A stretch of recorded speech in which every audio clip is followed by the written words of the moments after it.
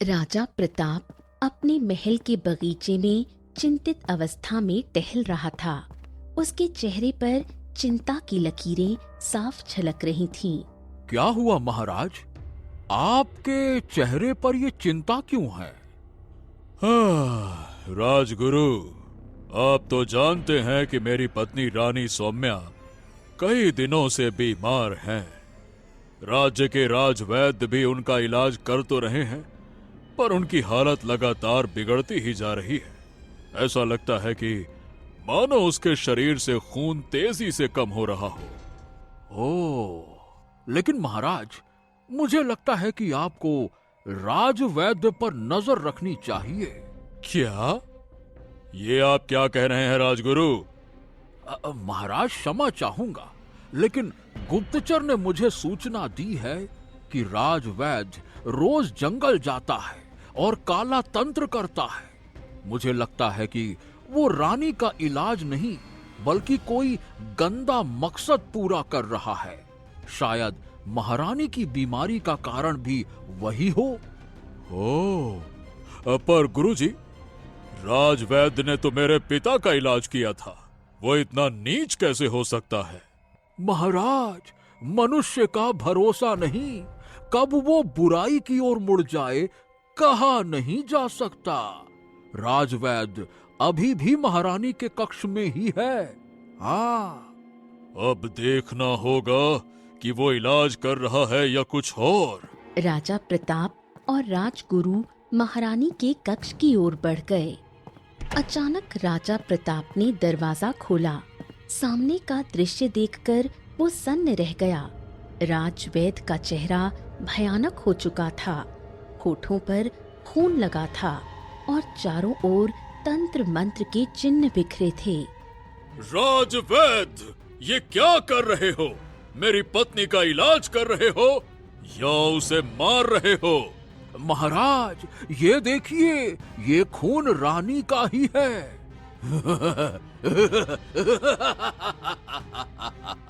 हाँ हाँ, तुमने मेरी सच्चाई देख ली, और अगर आज तुम नहीं आते तो मैं अपने मकसद में कामयाब हो जाता। सैनिकों ने राजवैद्य को पकड़कर राज दरबार में ला खड़ा किया। राज प्रताप ने तलवार निकाल ली। आज मैं तेरा सर तेरे शरीर से अलग कर दूंगा।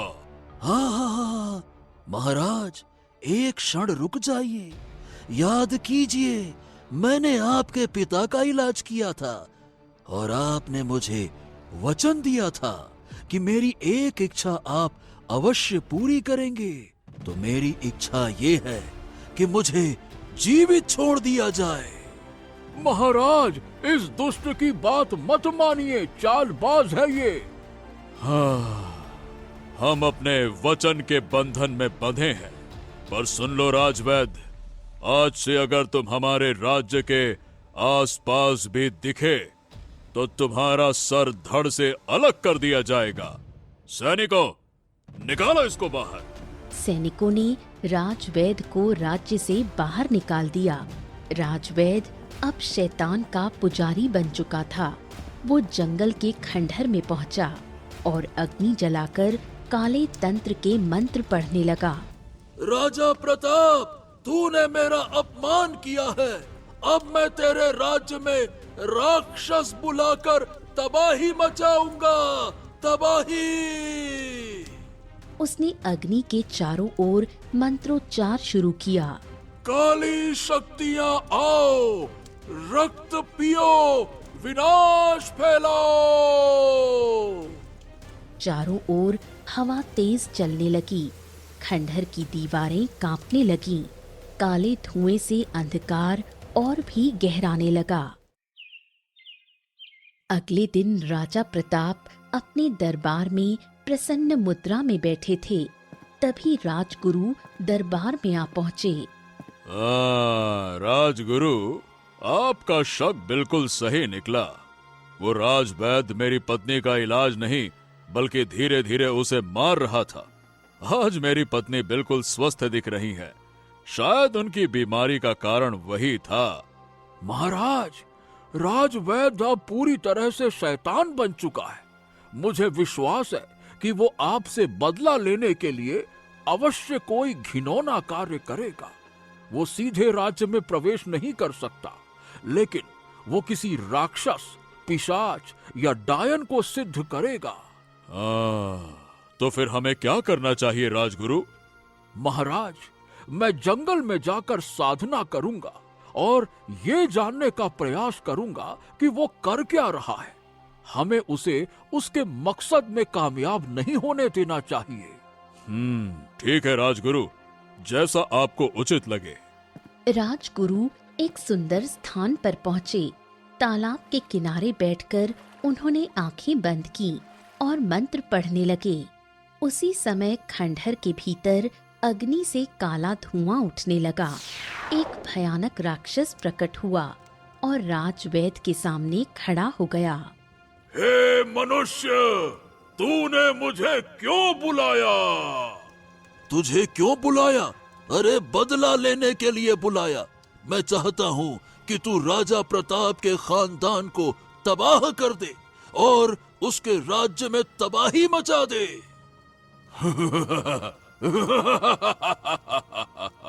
जैसी तेरी इच्छा, लेकिन मेरी एक शर्त है। अरे कैसी शर्त? जब मैं राजा प्रताप का सर्वनाश कर दूंगा, उसके बाद मुझे तेरा शरीर चाहिए होगा। मैं तेरे शरीर में वास करूंगा और धीरे धीरे तेरी आत्मा पर भी कब्जा कर लूंगा। ये सुनकर राजवैद्य गहरी सोच में पड़ गया। ठीक है, मुझे तेरी शर्त मंजूर है। इधर राजगुरु साधना कर रहे थे, तभी तालाब से सफेद रंग बिरंगी किरणें निकलने लगीं और एक सुंदर परी अपने वाहन पर प्रकट हुई। मानव, तूने परियों की रानी को क्यों बुलाया है? मैंने सुना है कि परियों की रानी अद्भुत शक्तियों की ज्ञानी होती है। तुम स्वयं देख सकती हो कि राजवैद्य क्या कर रहा है। परी ने आंखें बंद की और कुछ पल बाद उसने गहरी सांस ली और कहा, राजा प्रताप ने बहुत बड़ी गलती की कि उसने राजवैद्य को जीवित छोड़ दिया। वो अब मनुष्य नहीं, शैतान बन चुका है। उसने राक्षस को प्रसन्न कर लिया है। राक्षस की शर्त है कि प्रताप का वंश नष्ट करने के बाद वो हमेशा के लिए राजवैद्य के शरीर में समा जाएगा। अगर ऐसा हुआ तो ये मानवता के लिए विनाश का कारण होगा। तो फिर मेरी मदद करो परियों की रानी। परी ने अपनी छड़ी आगे बढ़ाई। रंग बिरंगी किरणों से एक दिव्य शंख प्रकट हुआ। ये चमत्कारी शंख है। ये अच्छे कार्यों का साथी है। अगर कहीं सूखा पड़े तो इसकी ध्वनि से वर्षा होगी। खेत बंजर हो तो अनाज उपजेगा और चाहे कितना भी बड़ा तांत्रिक, पिशाच या राक्षस क्यों ना हो, ये शंख उसका अंत कर देगा। इसे लो और बचाओ, समय बहुत कम है। राजगुरु ने शंख उठाया और जोर से बजाया। शंख की गूंज से सफेद किरणें चारों ओर फैल गईं। उसी क्षण राजवैद्य को अपने शरीर में जलन महसूस हुई। राक्षस भी तड़प उठा। हाँ, ये क्या हो रहा है? ये क्या हो रहा है? हाँ, हाँ। मूर्ख मनुष्य, तेरे राजा के राजगुरु ने परी को प्रसन्न कर लिया है। उसने उन्हें देवताओं का शंख दे दिया है। इसकी ध्वनि हमें अपनी ओर खींच रही है। ओ, ओ! अगले ही पल राक्षस और राजवैद्य गायब होकर उस स्थान पर प्रकट हुए जहां राजगुरु और परी खड़े थे। शंख की ध्वनि से राजवैद्य का शरीर जल उठा और वो राख में बदल गया। राक्षस क्रोध से गरजा, शंख बजाना बंद करो। राजगुरु मुस्कुराए। आपने क्या किया? जब तक राक्षस का अंत नहीं होता तब तक शंख बजाना बंद नहीं करना चाहिए था। राक्षस ने तुरंत प्रहार किया। राजगुरु पेड़ से टकराकर गिर पड़े। उनके शरीर से रक्त बहने लगा और अगले ही पल वो राख हो गए। ये शंख मेरा है। जैसे ही उसने शंख को छुआ, उसका शरीर कांपने लगा। मूर्ख, तूने देवताओं के शंख को छू लिया। अब तू हमेशा के लिए इसमें कैद हो जाएगा। अगले ही पल राक्षस शंख के भीतर समा गया। परी ने शंख को देखकर कहा, अब ये शंख मैं भी नहीं उठा सकती। ये भविष्य में उठेगा और इसे वही मनुष्य उठा सकता है जिसका मन लालच से मुक्त होगा और जिसके हृदय में भलाई और प्रेम होगा। इतना कहकर परी रंग बिरंगी किरणों के साथ गायब हो गई। राजा प्रताप ने राजगुरु का बहुत इंतजार किया, लेकिन वो कभी वापस नहीं आए। वर्षों बीत गए। राजा प्रताप और राक्षस की कथा अब बस एक दंत कथा बन चुकी थी। हरियापुर गांव में अर्जुन नाम का एक लकड़हारा अपनी पत्नी गौरी के साथ जीवन यापन करता था। उस सुबह अर्जुन अपनी कुल्हाड़ी लेकर घर से निकल ही रहा था कि तभी उसकी पत्नी गौरी ने उसे रोक लिया। सुनिए जी, आज कुछ न कुछ अनाज जरूर लेकर आइए। घर में अनाज बहुत कम बचा है। हाँ, अरे तुम तो जानती हो गौरी, हमारे गांव में सूखा पड़ा है। सारे के सारे खेत बंजर हो चुके हैं। तालाब और कुएं तक सूखने लगे हैं। मैं जंगल से लकड़ियां काट कर लाता हूँ, लेकिन वो भी बिक नहीं रही। लोग भला लकड़ियां क्यों ही खरीदेंगे जब उनके पास खाने के लिए अनाज ही नहीं है, तो लकड़ियां जलाकर करेंगे क्या? इतना कहकर अर्जुन जंगल की ओर चल पड़ा और लकड़ियां काटकर बाजार में बेचने चला गया। अर्जुन ने पूरे दिन अपनी लकड़ियां बेचने की कोशिश की, लेकिन शाम तक कोई ग्राहक न आया। अचानक उसकी नजर गांव के मुखिया पर पड़ी। मुखिया जी मेरी लकड़ियां खरीद लीजिए। सुबह से शाम हो गई, लेकिन कोई ग्राहक नहीं आया। अब देखो अर्जुन, तुम तो जानते हो गांव में सूखे की वजह से कितनी समस्याएं हो गई हैं। ऊपर से साहूकार धर्मपाल ने हमारा जीना हराम कर दिया है। उसने अपने गोदामों में भरा सारा अनाज बंद कर रखा है, ताला मार रखा है उस पर। उसके हिस्से के तालाब और कुएं तक पर पहरा है। पानी तक लेने की मनाही है। वो अनाज और पानी के बदले गांव वालों की जमीन मांग रहा है। मैं पहले से ही मुश्किल में हूँ अर्जुन। इतना कहकर मुखिया वहां से चला गया। निराश अर्जुन अपनी लकड़ियां लेकर शाम को घर लौट आया। लगता है आज भी कोई लकड़ी नहीं बिकी। हाँ गौरी, मैंने कहा था ना, भूख और प्यास से लोग वैसे ही परेशान हैं। कभी कभी तो सोचता हूँ, आखिर उस साहूकार के गोदाम में भरा अनाज किस काम का जो किसी का पेट न भर सके। उसके तालाब और कुएं किस काम के जो किसी की प्यास न बुझा सके। गांव की चिंता देखकर मुझे गर्व होता है। मैं सचमुच भाग्यशाली हूँ कि मुझे आप जैसे पति मिले। आप चिंता मत कीजिए, भगवान पर भरोसा रखिए, वो अवश्य हमारी मदद करेंगे। अर्जुन चुपचाप चारपाई पर लेट गया।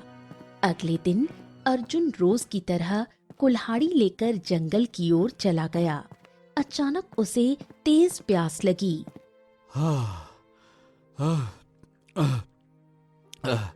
बहुत तेज प्यास लगी है। यहाँ आसपास में कोई तालाब भी नहीं दिख रहा। अगर जल्दी पानी ना मिला, अरे बाप रे, लगता है चक्कर खा के गिर जाऊंगा। हो। अर्जुन प्यास बुझाने के लिए तालाब की खोज में निकल पड़ा। कुछ देर बाद उसे एक तालाब दिखाई दिया। हाँ चलो, अच्छा हुआ, कम से कम इस तालाब में पानी तो है। हाँ। वो झुककर पानी पीने लगा। तभी उसकी नजर झाड़ियों में रखी एक वस्तु पर पड़ी जो हल्की हल्की सफेद रोशनी से चमक रही थी। अरे ये क्या है? अर्जुन झाड़ियों की ओर बढ़ा। उसने वस्तु उठाई और तालाब के पानी से साफ करने लगा। जैसे ही वो वस्तु साफ हुई, उसमें से रंग बिरंगी किरणें निकलने लगी। अर्जुन आश्चर्य से बोला, अरे बाप रे बाप, ये तो शंख है। लेकिन इतना विचित्र शंख मैंने पहले तो कभी नहीं देखा। इसके भीतर से तो रंग बिरंगी रोशनी निकल रही है। ऐसा लगता है मानो ये कोई मायावी शंख है। जो भी हो, मुझे इसे अपने घर ले जाना चाहिए। हाँ। इतना कहकर अर्जुन उस शंख को लेकर अपने घर लौट आया। अर्जुन घर पहुंचा और उसने अपनी पत्नी गौरी को शंख दिखाते हुए सारी घटना बताई। आपको जंगल में पड़ी हुई चीज नहीं उठानी चाहिए थी। अरे ऐसा क्यों कह रही हो भाई? क्या मैंने कोई गलत काम कर दिया है क्या?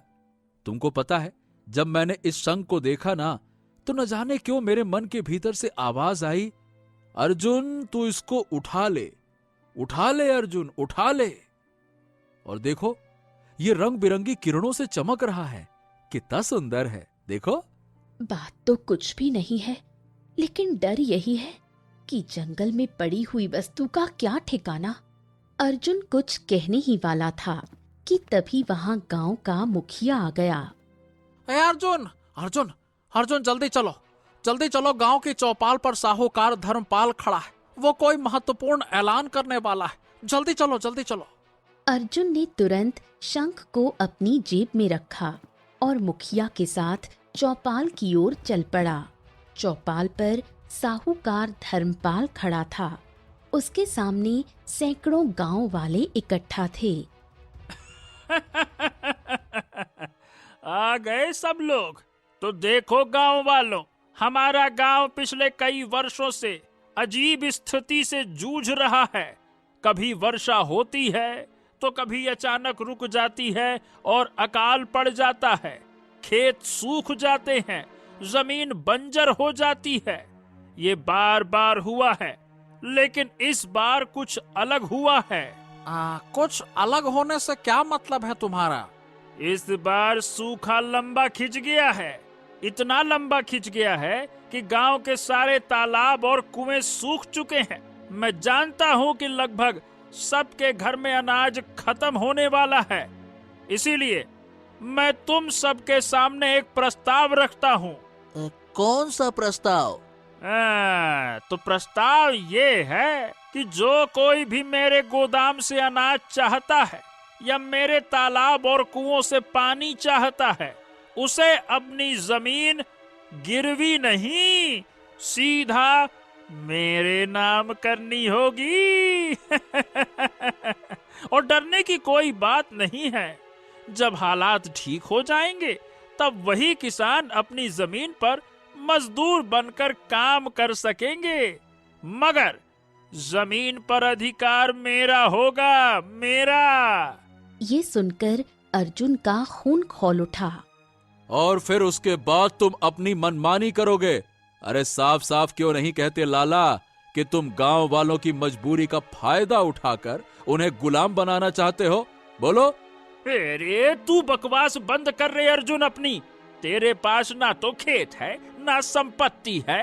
तू तो एक मामूली लकड़हारा है। अपने काम से काम रख। हाँ। गांव वालों, ये लाला साहूकार एक नंबर का लालची है जी। ये हमारे खेत हड़प कर हमें जीवन भर गुलाम बनाना चाहता है।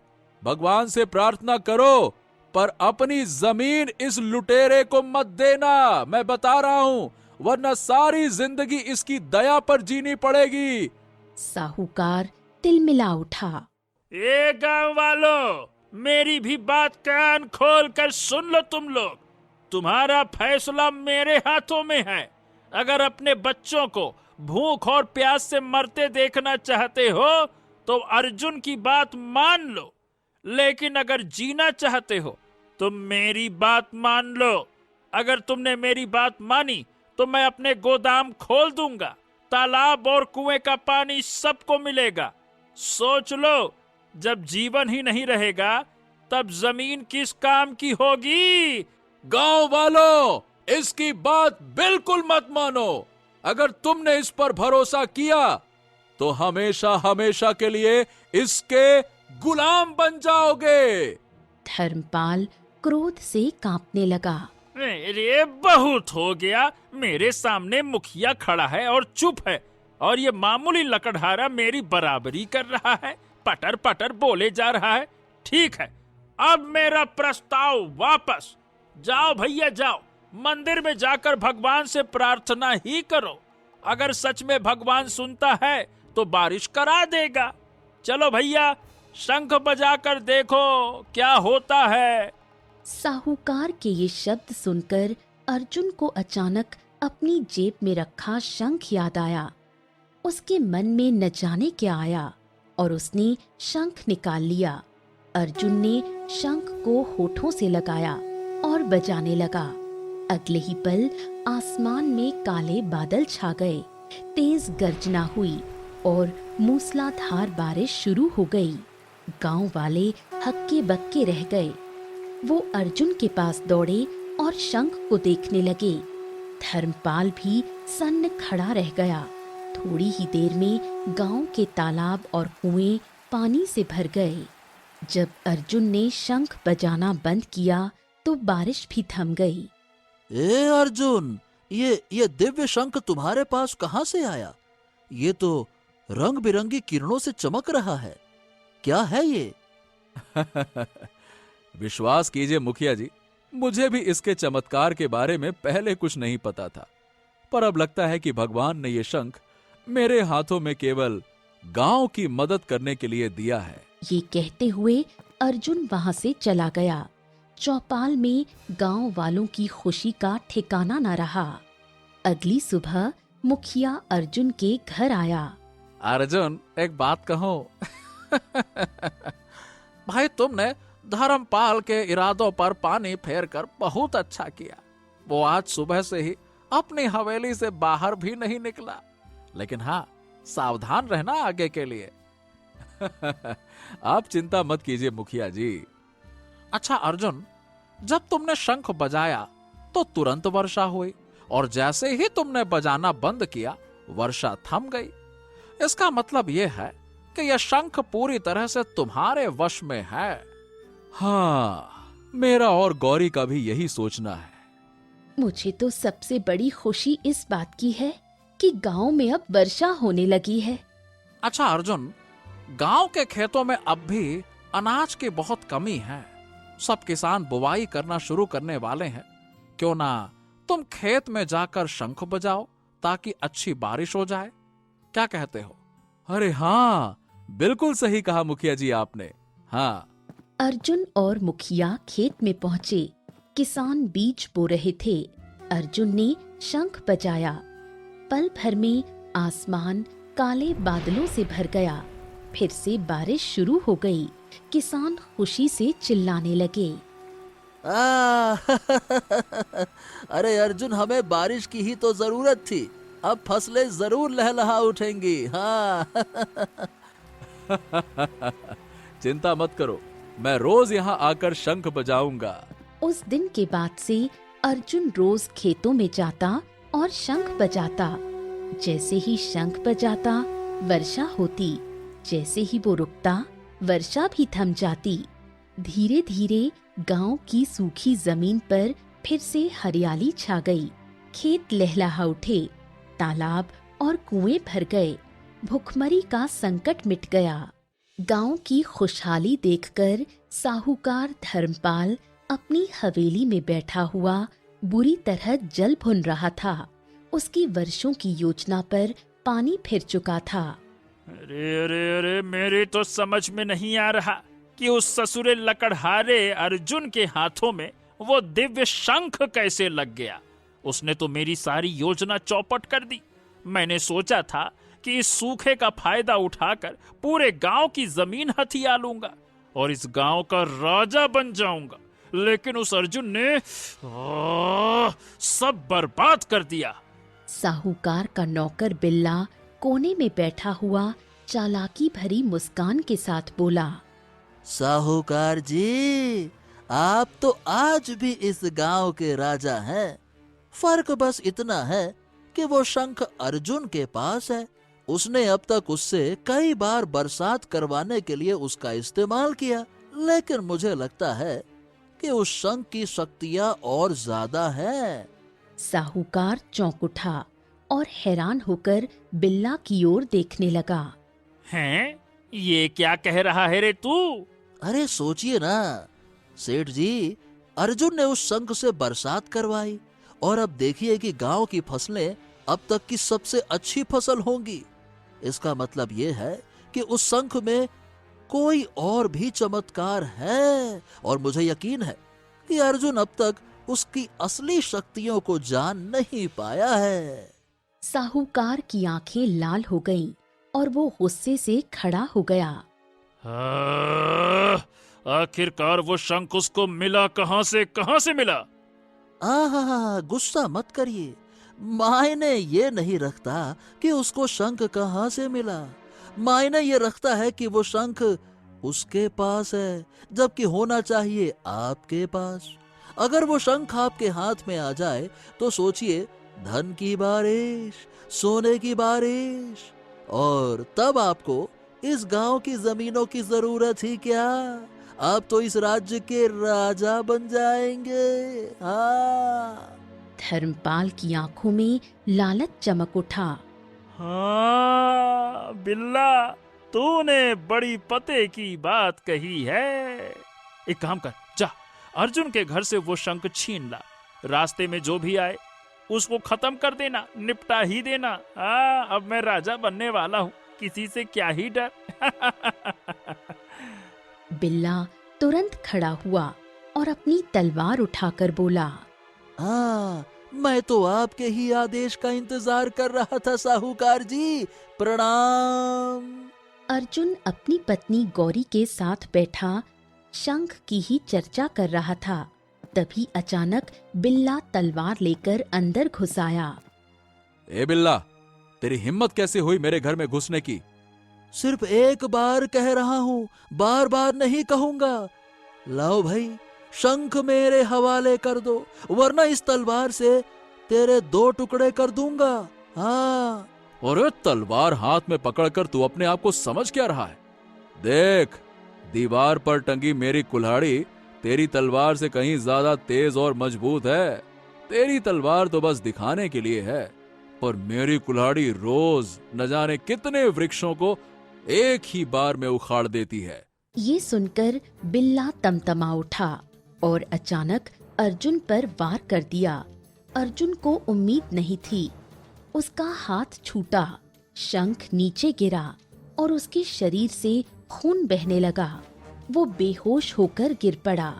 बिल्ला ने झटपट शंख उठा लिया। गौरी रोने लगी। अरे पापियों, गांव की खुशहाली तुमसे देखी नहीं जाती। अरे बकवास बंद कर, हमें तेरी चीखें सुनने का कोई शौक नहीं है। इतना कहकर बिल्ला शंख लेकर सीधे साहूकार की हवेली में पहुंचा। बिल्ला ने साहूकार को शंख पकड़ा दिया। शंख हाथ में आते ही साहूकार के चेहरे पर खुशी दौड़ गई। ओरे रे रे रे रे रे रे रे, वाह वाह वाह वाह बिल्ला, तूने कमाल कर दिया, कमाल कर दिया, वाह। अब बस बताओ इसका इस्तेमाल कैसे करना है? जैसे अर्जुन ने सोचा होगा, बरसात हो। आप सोचिए, अगर आपके घर में धन की बारिश हो जाए। धर्मपाल मुस्कुराया और शंख बजाने लगा, लेकिन अगले ही पल शंख से काला धुआं निकलने लगा। साहूकार घबरा गया और शंख उसके हाथ से गिर पड़ा। अरे अरे बिल्ला, इसके अंदर से तो काला धुआं निकल रहा है रे। अचानक वही काला धुआं एक भयानक राक्षस में बदल गया।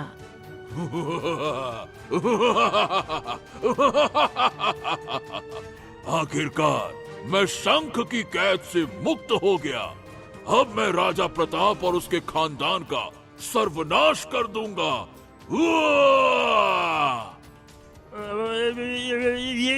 ये क्या कह रहे हो भैया तुम? राजा प्रताप तो बरसों पहले मर चुका है, अब तो उसकी 4थी पीढ़ी शासन कर रही है। तुम क्या कहना चाहते हो भाई? अच्छा, तुम्हें बरसों से इस शंख में कैद रहा हूँ। चलो कोई बात नहीं, मेरा मकसद वही है राजा प्रताप का वंश मिटाना। और अभी मुझे भूख लगी है, और जब मुझे भूख लगती है तो मैं सिर्फ खून पीता हूँ। इतना कहकर राक्षस ने साहूकार को पकड़ लिया और उसका खून पी गया। साहूकार चीखता रह गया और कुछ ही देर में मृत होकर गिर पड़ा। अगले ही पल राक्षस वहां से गायब हो गया। हे भगवान, मुझसे बहुत बड़ी भूल हो गई। मुझे तुरंत अर्जुन को ये बात बतानी होगी। बिल्ला दौड़ता हुआ अर्जुन के घर पहुंचा। अर्जुन को होश आ चुका था। वो घायल अवस्था में बैठा था और उसकी पत्नी गौरी पास में बैठी रो रही थी। अर्जुन ने जैसे ही बिल्ला को देखा, उसके चेहरे पर क्रोध की लकीरें उभर आईं। वो उठकर उसकी ओर झपटा।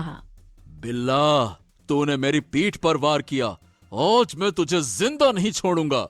लेकिन तभी बिल्ला हाथ जोड़कर उसके पैरों में गिर पड़ा। अर्जुन, मेरी बात सुनो। मुझसे बहुत बड़ी भूल हो गई। अर्जुन ठिठक गया और चौंक कर उसकी ओर देखने लगा। क्या मतलब है तुम्हारा? बिल्ला कांपते हुए फूट फूट कर सारी घटना बताने लगा। अर्जुन और गौरी ने सब सुना तो उनके चेहरे पर गहरी चिंता छा गई। हे भगवान, अगर उस शंख के अंदर से राक्षस निकला तो क्या वो अब तक हमारे गांव में वर्षा करवाता रहा था? नहीं गौरी, मुझे लगता है कि इसके पीछे कोई और रहस्य है। खैर, जो भी हो, हमें जाकर देखना होगा। धर्मपाल जैसा भी था, लेकिन था तो वो हमारे गांव का ही ना। अर्जुन बिल्ला के साथ तुरंत साहूकार की हवेली पहुंचा। हवेली में सन्नाटा पसरा हुआ था। फर्श पर धर्मपाल की लाश पड़ी थी और उसके बगल में वही शंख पड़ा हुआ था। अर्जुन ने शंख उठाया। जैसे ही उसने उसे हाथ में लिया, अगले ही पल एक तेज रोशनी फैली और उसके सामने एक दिव्य परी प्रकट हो गई। आखिरकार वो राक्षस इस शंख से मुक्त हो गया। धर्मपाल जैसे पापी ने इसे स्पर्श किया और इसी कारण राक्षस बाहर आ गया। क्योंकि देखने में धर्मपाल मनुष्य था, पर उसके कर्म राक्षसों से भी बुरे थे। तुम कौन हो और इस शंख का क्या रहस्य है? परी ने मुस्कुराते हुए उसकी ओर देखा और रहस्य खोलना शुरू किया। वर्षों पहले इस राज्य में राजा प्रताप का शासन था। उस समय राजवैद्य ने राजा प्रताप को नष्ट करने के लिए एक राक्षस को प्रसन्न किया, लेकिन राजा प्रताप के राजगुरु ने मुझे प्रसन्न किया और मैंने उन्हें ये शंख भेंट में दिया। राजगुरु ने इस शंख की शक्ति से उस दुष्ट वैद्य को समाप्त कर दिया, मगर राक्षस से युद्ध करते समय वो स्वयं मारे गए। राक्षस ने जैसे ही शंख को छुआ, वो उसमें कैद हो गया।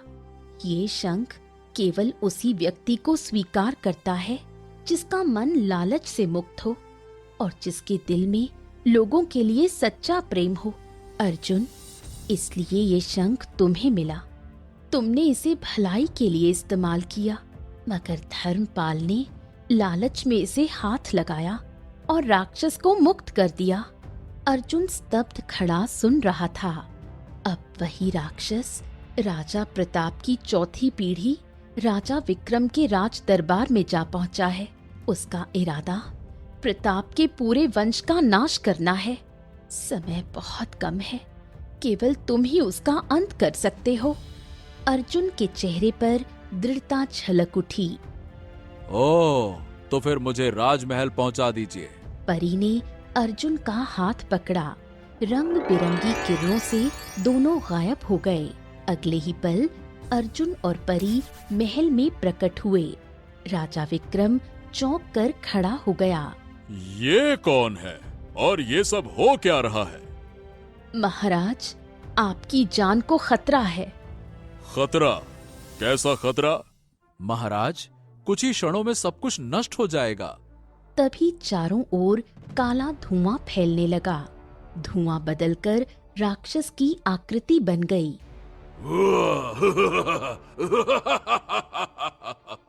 परी, तुझे मैं पहचानता हूँ, लेकिन तुझसे मैं बाद में निपटूंगा।